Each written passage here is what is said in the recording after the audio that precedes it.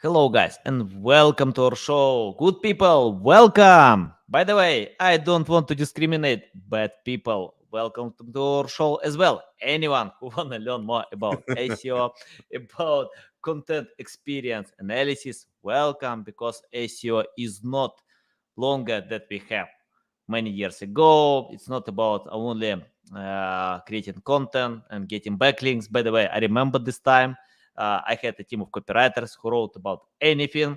And I have one specialist who promoted all this content. We literally bought more backlinks that competitors had. Today, it doesn't work. So we need to consider more customers, users.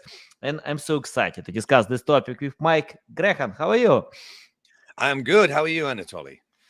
I'm doing great. Looking forward to learn more about that.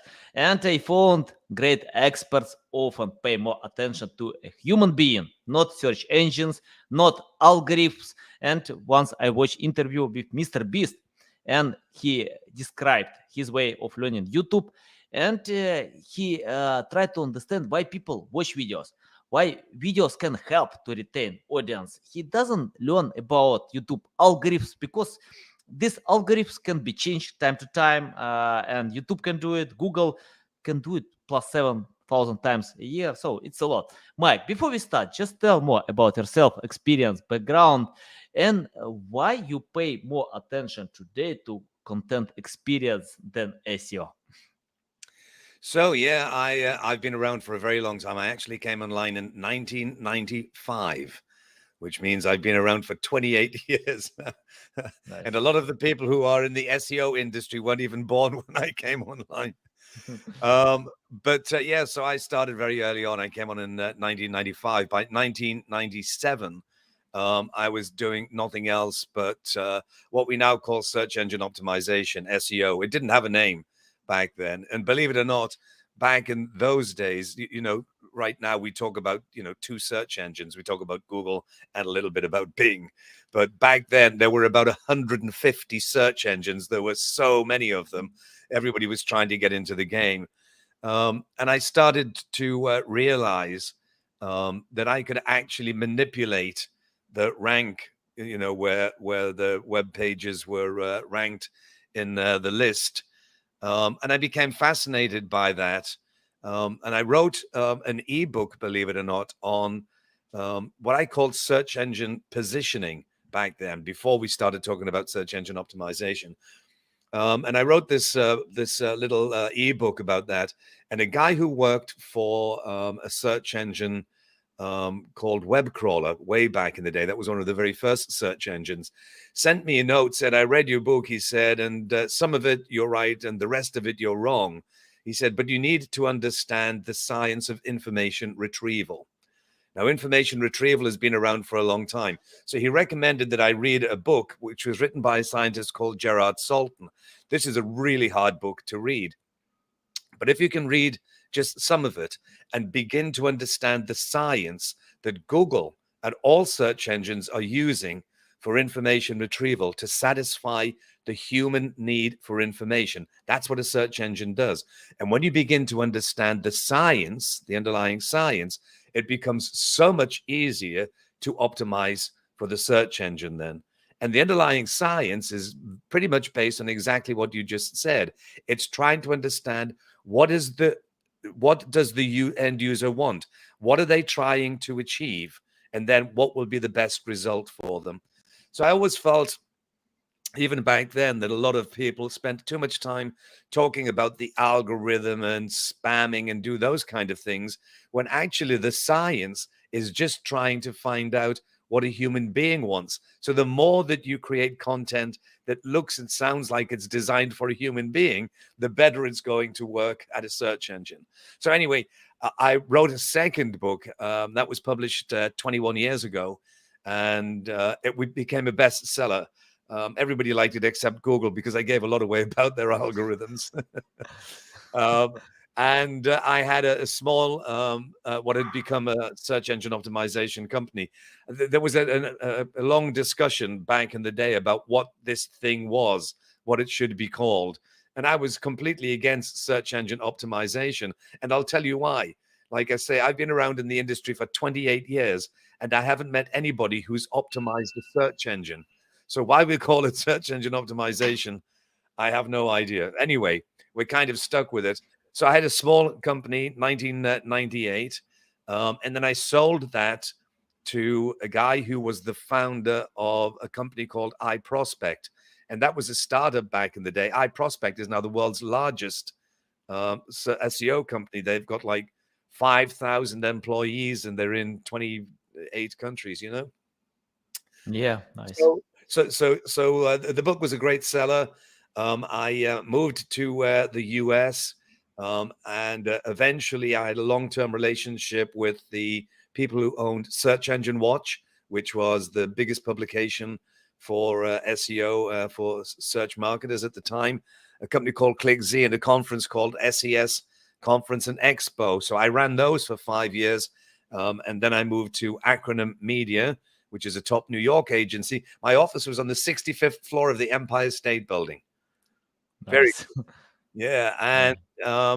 and I joined for recently 1 year with NP Digital, which is the company owned by Neil Patel.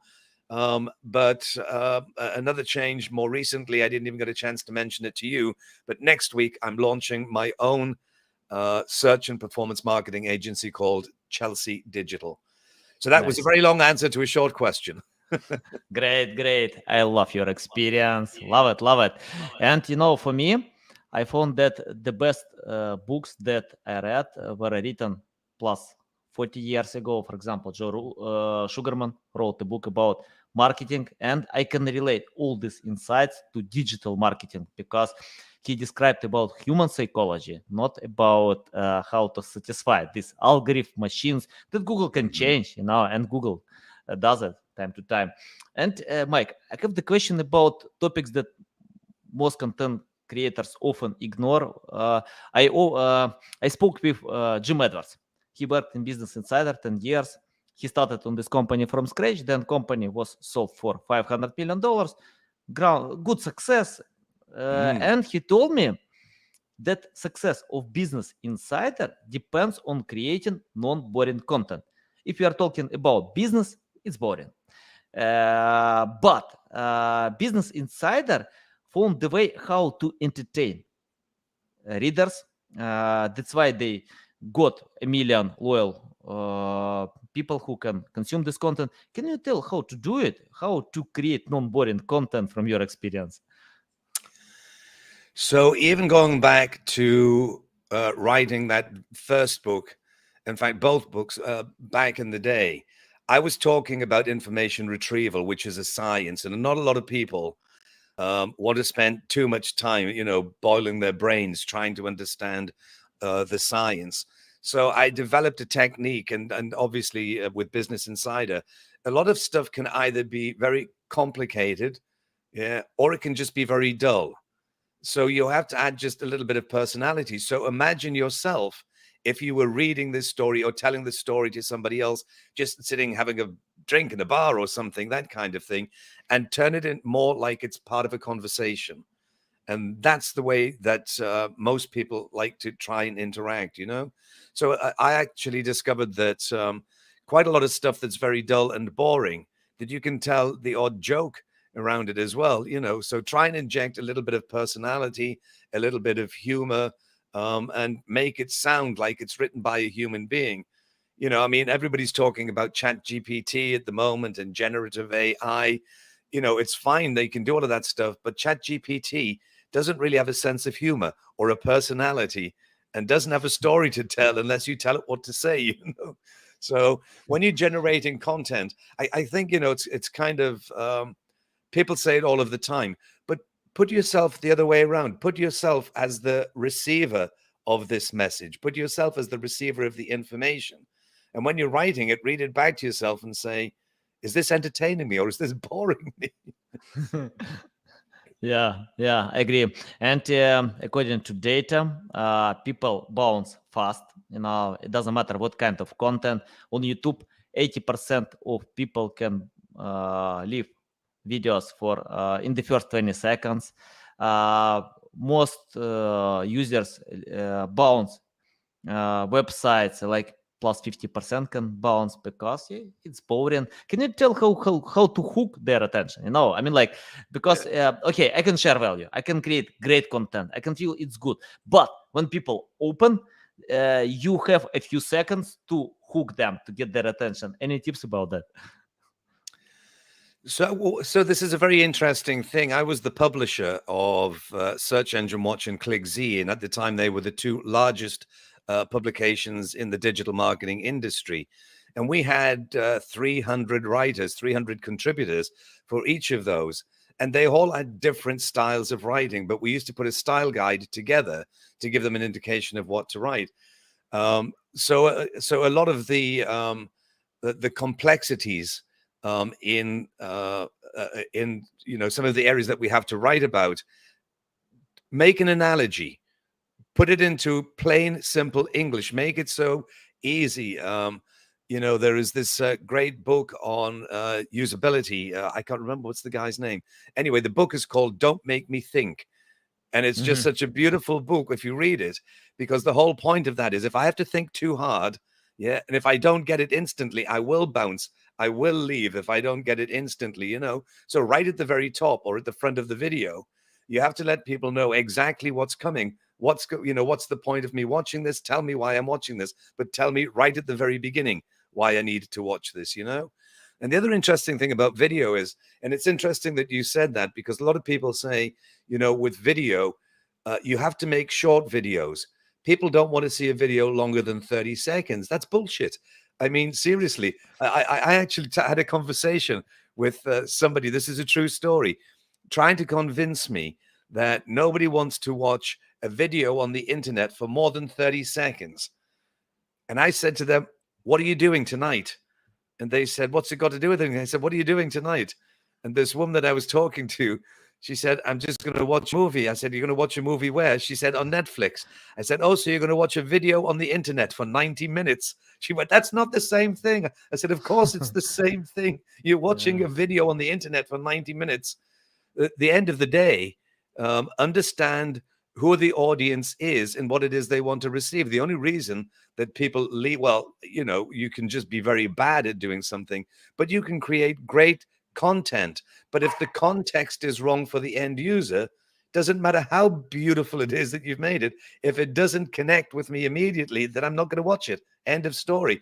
I'm a big music fan, and I've been around for a long time, so I use this a lot. When people say you wouldn't watch a video for 30 seconds, I love Jimi Hendrix, okay? And I've collected everything, bootleg albums, those kind of things. If there was somebody sent me a link and said there's a video on YouTube of Jimi Hendrix and it's 5 hours long and nobody's seen it, I'll go and watch it from beginning to end because it's just made perfect for me, But if they said there's a video for somebody showing you how to bake or do cooking that I'm not interested in, I'm not going to watch it. That's it, Yeah, nice. I mean, at the end of the day, I think that just to cap that off, there isn't one way of doing things, but your content needs to reflect some kind of personality itself, where it's come from, why it's being written, why it should be important. So it's not so much about the style and the way that you do it. It's more about understanding the receiver. Yeah. And instead of thinking about what you want to say to them, whether it's typing it or in a video, understand what they want to hear or what they want to see and create it for them. That's it.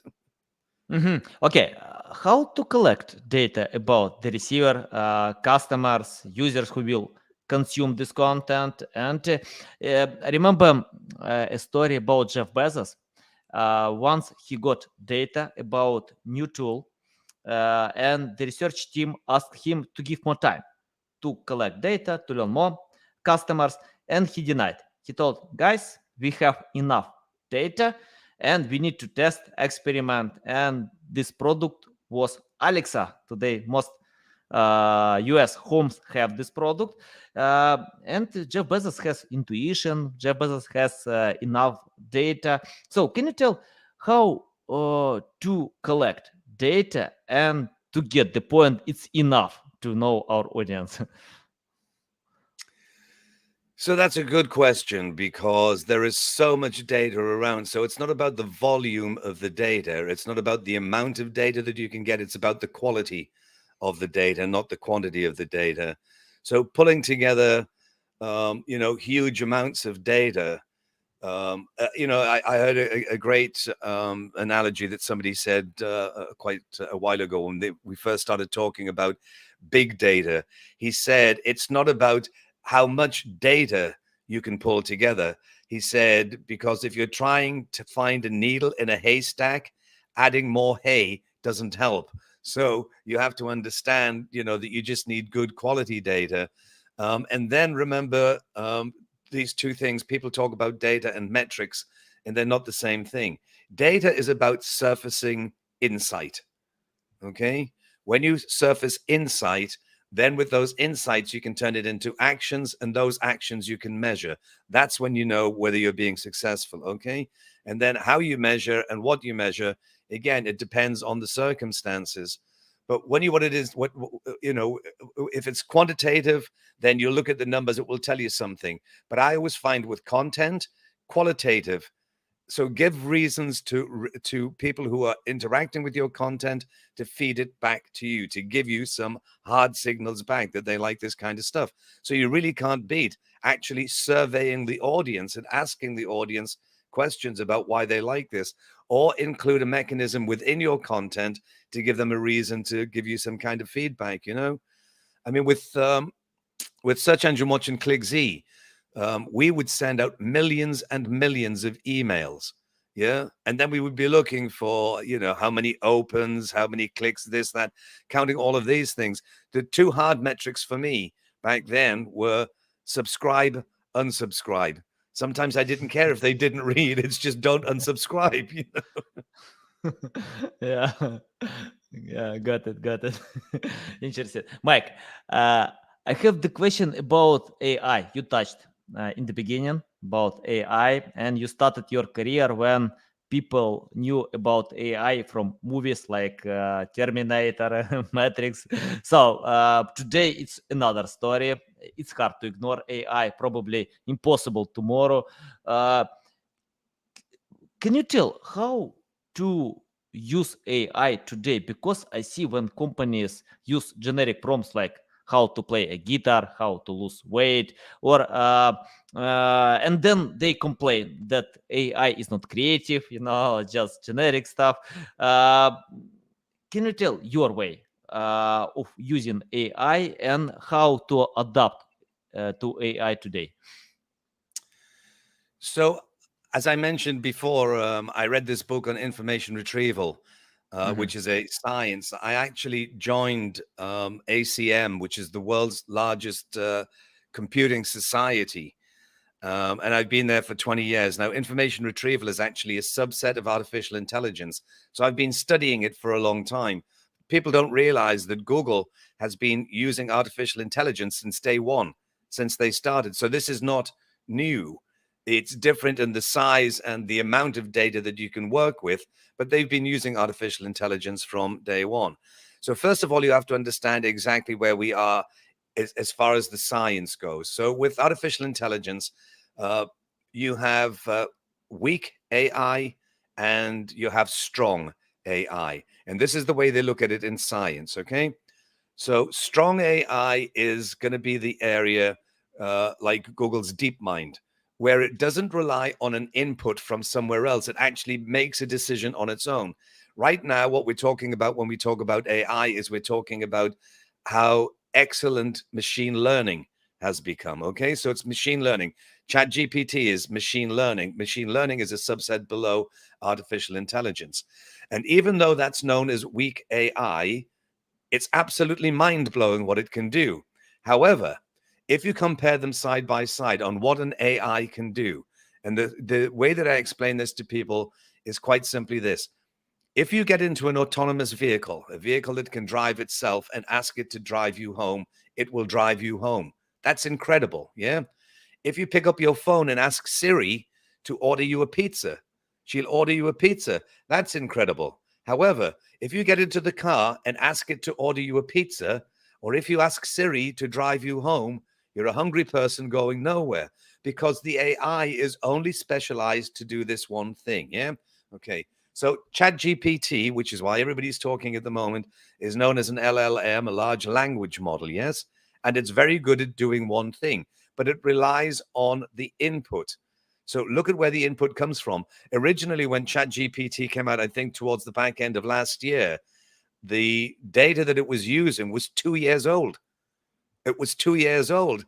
So there's a lot of information that you couldn't get from ChatGPT because it happened after that last particular crawl, you know? So you have to understand the limitations, first of all, and we're not about to lose our jobs, and the killer robots are not going to come and get us in the middle of the night. We're not there yet. So how should you use ChatGPT? How should you use generative AI? It should be used as a tool to assist you in creating the final product. It should never be the final product itself. Yes. And if you think about this, and I was talking to someone from Google just recently, I did an interview, and we were talking about this, and it turned out that he actually had a journalistic background, as I do myself. I've done a lot of my life as I do myself. When you're a journalist, you write your story, you give it to an editor. The editor changes a few things, makes it look good for the publication, and then puts it out. Okay. The same kind of thing with ChatGPT. Become the editor. You get ChatGPT to generate the first draft of the content, and then you work on it from there. But to be perfectly honest, for anybody who thinks I just need to get ChatGPT to write my next story, my next blog post, apart from the fact that's a bit lazy, you're just going to end up regurgitating very dry content with little personality, you know? So just use it to inspire you, to give you that first draft. You know, when people are creatives, they sometimes say, I just sit there staring at a blank page. Okay. Yeah. You never need to do that anymore. Just get Chat GPT to fill up the page and then turn it into your creation, you know? Yeah, yeah, I agree completely about that. And I can feel, for example, I can't use AI, ChatGPT to generate text because I usually write myself, then I can edit with this tool because it's a great editing tool. You can add data, feed all this data and get great results. But if you ask, I tried many different prompts. It's not something new. I have the same feeling when I ask my friends about a new movie, and the most common reply is nothing special, the same plot. I watch a lot of similar movies. So if you use ChatGPT to create content, you can understand that customers, users might find this content in the top Google. So where ChatGPT can take this data after crawling. Uh, Mike, I want to ask you about another aspect that content creators that can stop content creators failing. Once I watched interview of Shaquille O'Neal, and he told that uh, he doesn't feel failing is failing because it's like experience. It's the way to get the first education because, for example, when he started something new, he always fails, but he can learn to go ahead. And I remember many other great influencers, they spend some time to find what actually will work for them. Can you tell how you understand failing and how it can help you to become stronger, to get skills? Because I still see when content creators give up because they can't get results after a few submissions of content, so any tips about that? A lot of it is down to having the ability and the perseverance to Hmm. understand that you're not going to get it right from the very beginning. Doesn't matter how well you've trained to do whatever it is. It's like, you pass your driving test, get into a car, and 20 minutes later you crash the car. That doesn't mean to say you can't drive. You just need more experience. Get back in and start driving again. So I think, certainly when it comes to creating content, there are things that you can do where you can use one format to see if it works well in that particular format, and then transfer it to another. So, if you write a great blog post and it's getting a lot of interaction, then that could be a great video as well. So think about turning that one into a video, and if you did the other way around, if you wrote a blog post and it wasn't doing very well, or you did a video that wasn't doing very well, turn it into a blog post and try it that way. There are many things that I learned along the way. It's funny. I was thinking when I talked about email before there, but you can actually think about doing this for title tags on your web pages. That's what people are going to click when your web page turns up in the SERPs kind of thing. What I used to think about email, sending an email, what is it that people are going to click? They're going to click and open the email if the headline is compelling. Yeah. So how do I find out? What I actually used to do is I used to do just small paid search campaigns. And I would use the title, the headline, and the paid search campaign. And I would run a paid search campaign and see which one of my headlines got the most clicks in paid search. And then I would take that headline and use it in my email and see how it worked there, And it works the other way around, that you can actually do the same thing. If a headline works really well on an email that you send out, or on a blog post, then turn that into the title tag for your web page. So I think you have to be, very creative in the way that you create content, and then think about the various kinds of formats.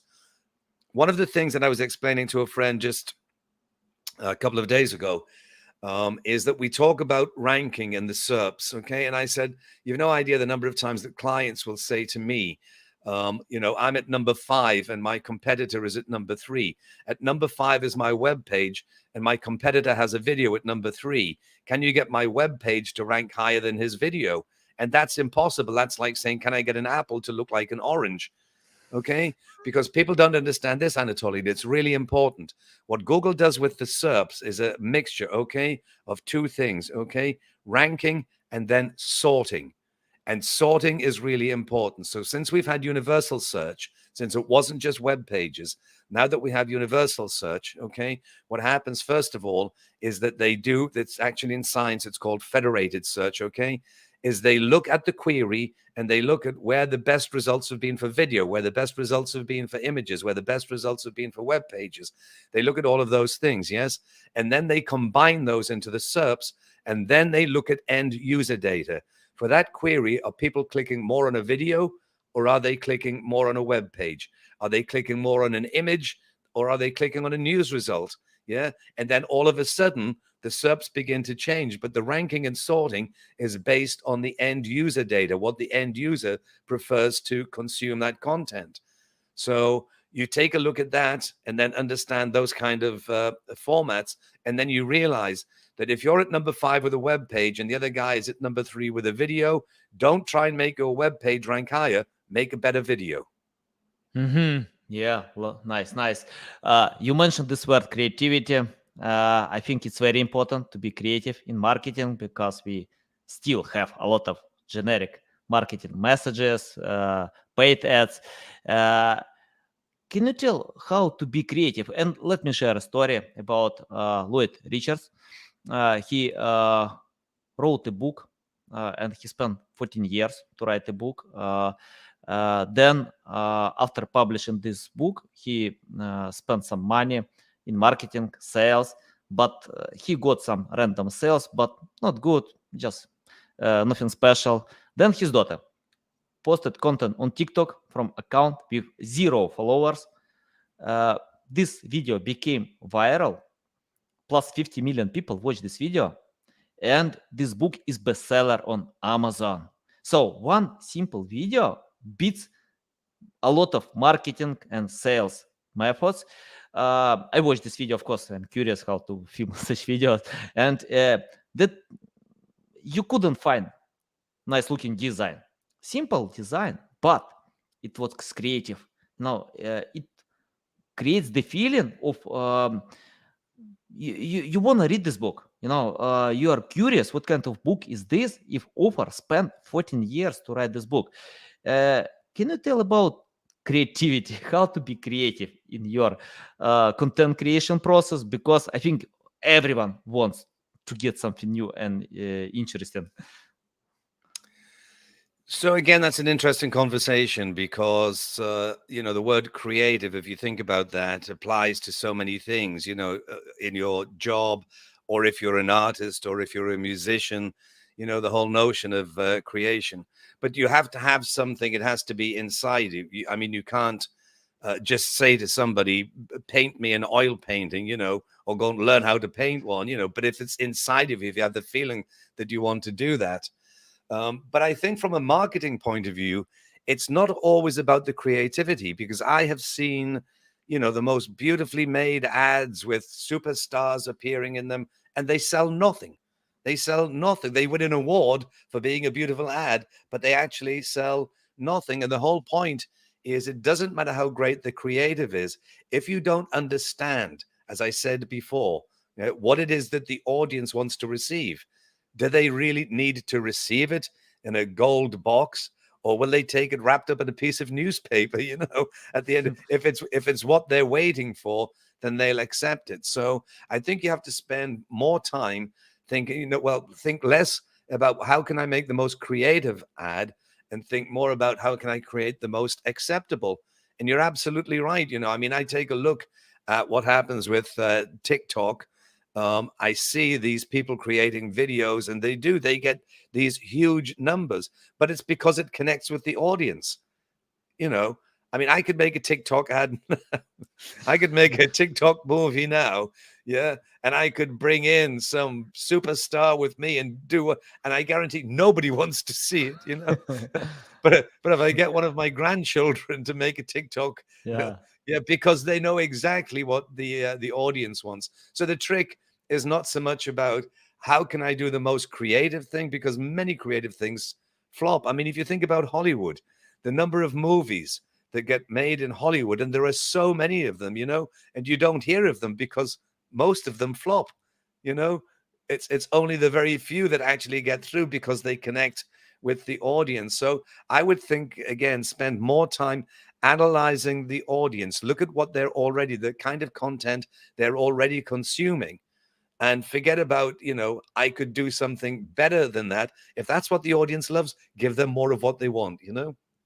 Yeah, I agree. Love it, love it. Mike, I have the question about Chelsea Digital.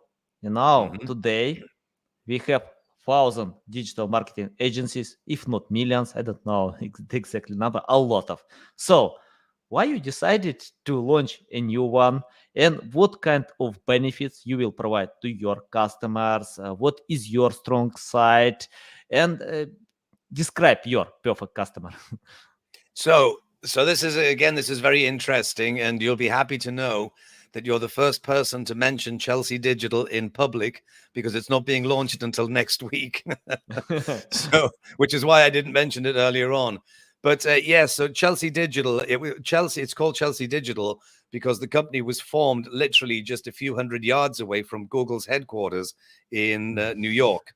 Okay, so it was formed just around the corner from Google in New York, and Google's headquarters are in Chelsea. So that's why it's called Chelsea Digital, as a New York agency.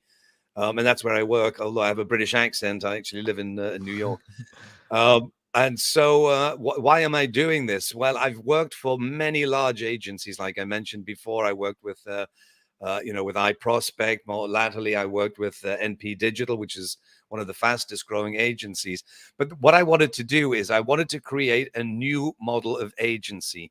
And a lot of what I learned through the pandemic is why I formed this agency. Okay. It doesn't need I think I mentioned before, my office was on the 65th floor of the Empire State Building, very prestigious for a digital marketing agency.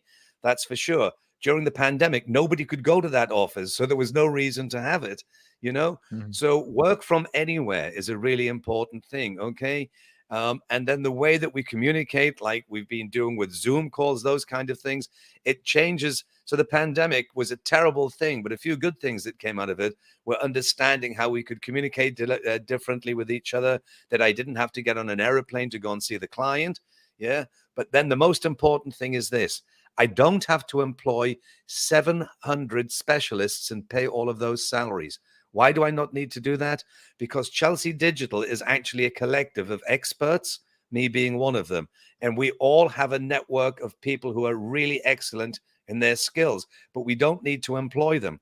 So we actually work with hundreds of specialists, yeah, all over the world. They can be anywhere in the world, but as long as they're known and we trust them.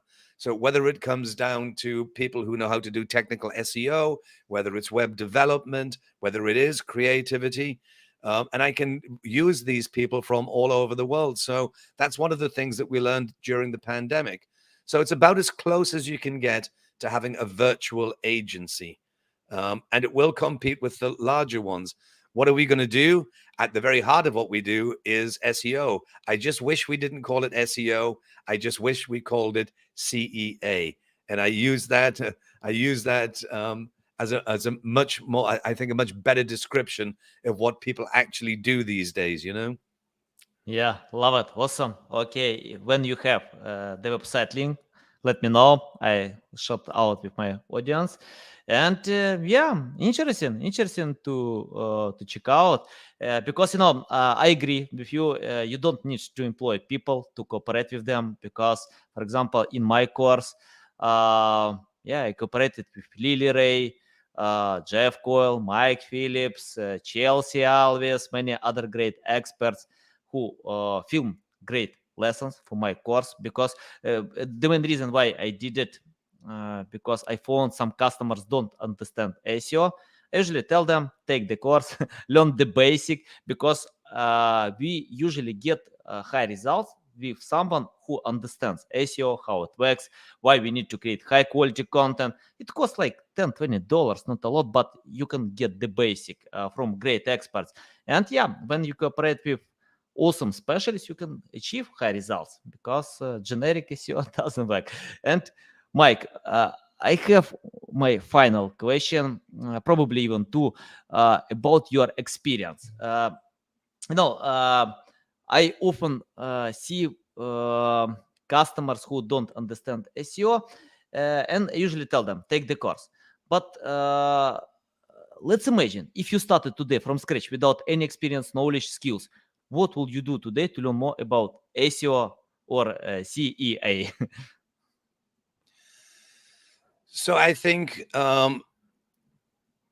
Google is about to make one of the biggest changes to what we refer to as the SERPs, and we're going to have to stop calling them that because it stands for search engine results pages. Yes, there is so much more in the content experience that you will see from Google starting from next week. Okay, you're going to see so many different types of content in there. It's not just about web pages. So most SEO has been based around ranking web pages and creating content on web pages. But I would say that's a fundamental skill. Don't stop doing that. You don't need, you can learn to do SEO in a few weeks, the basic fundamental of SEO in a few weeks, yes? But then you have to start and learn to understand, as I say, what is the content experience? I could write a web page, but is a web page the best result? Could be a video, could be an image, could be, a different kind of blog post.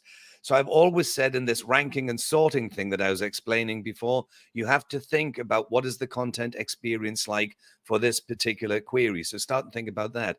What you really have to start and think about now with these major changes is the much richer experience that the end user will become used to. Okay, so what I'm talking about here is not just the artificial intelligence, okay, but I'm talking about augmented reality, and a lot of this content is already coming in to Google. There's a lot of stuff that you can see in the results now where Google will actually ask, can I have access to your camera and your microphone, and then give you a 3D effect?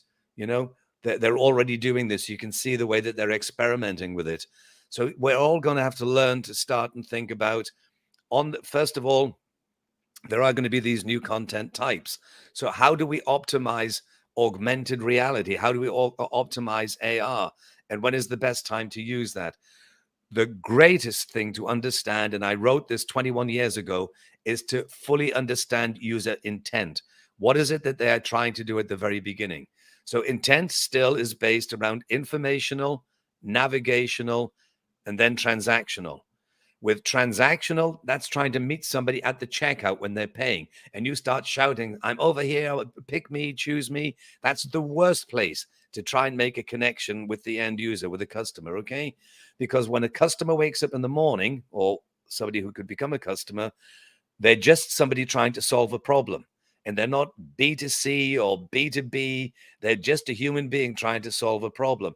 So at that informational stage, if you create a content experience that helps them to solve their problem at the very earliest, then they already have the brand affinity because you've helped them. By the time they get to the end of the customer journey, to the checkout, there's so little friction because you've already helped them. So start and think not just about what the content, the different types of content, what the content experience should be at each stage. At the informational stage, is it a video? Is that going to take too much time to explain, or will they not be able to access the video, whatever the subject matter is? So maybe a web page is the better idea, you know? Do I actually, if I'm selling some fashion item, is AR, augmented reality, a better way to do it? So think about the user intent at each stage of the journey, and then start and think about the content experience. What is the experience like? One of the other things is that we use the term relevant. So content has to be relevant, but you have to understand what that word means. You know, it's a small word, but it has a vast meaning. If somebody was to do a search for, here in the US, if they would do a search for CNN, which is a big news channel, yeah, they might want to know what's in the news. So providing them with a web page that gives you the history of CNN, it may be relevant, but it's absolutely useless. That's not what I want, you know? So being relevant and useful in the moment and understanding context, that's the most important thing, you know? But I do think that certainly mobile is first. Everybody's walking around with one of these. Understand the kind of content that you can create now. Like I say, if you were to do a search for, I mean, Google started doing this 2 years ago, I think. If you do a search for golden retriever, which is a dog, yes, a beautiful dog, I think, yeah, golden retriever. Mhm. Go and take a look at the results, and you'll see there's a 3D dog. Yeah, actually, in the results, click on the dog. Google will say, "Can I have access to your camera?" Yes, and once you give access to the camera, the dog is with you, literally with you in the room. So the reason that I mentioned that, it's not new, it's been around for a while, but go and take a look at that content experience and imagine this is the kind of experience that end users will come to expect. And they don't care how it's done, they just want the best content experience, you know? Nice. Love it. Love it. So valuable. I had the next question about the future of SEO, but you replied to this question. You can read my mind. And, Mike, you lead me to an emergency room to consume all this information, to think how I can adapt to change what I have. Mike, it's a big pleasure to get on my show, to learn from you. Tell our audience the best way how to keep learning from you, how to follow you, how to reach out to you. So I've been trying to get this off the ground for quite some time. Like you, there's a video podcast that I've been working on. So if you go to YouTube and just search for SES TV, SES stands for Search Mhm. Engine Stuff. Okay, Search Engine Stuff, SES TV. If you go there, you'll see that I've already started posting some videos. I went to PubCon, which is an SEO conference here in the US. And I interviewed, it's worth your viewers, listeners going there, because I interviewed Gary from Google, Fabrice from Bing, talking about ChatGPT, about generative AI, using it in SEO, and about 4 or 5 other experts, Lily Ray and some other people. So there's some great tips, some great conversations. Go and take a look at that. And then from the end of this month, there'll be a new video every week. Wow, nice, nice. Love it, And love it. you'll I be love. and you'll be on Yeah. one of them, Antoli. Wow, great. You'll be my Yeah, guest. will Yeah. be will be great. Will be great. Yeah, I enjoy to speak with you, to learn from you, and yeah, if I can share value, I will. Yeah, a big pleasure, Mike. Again, love it. So valuable, guys. You can find the links to Mike YouTube channel, to his social media accounts, website, in the description below. Listen us on Apple, Google, Spotify, and see you next time.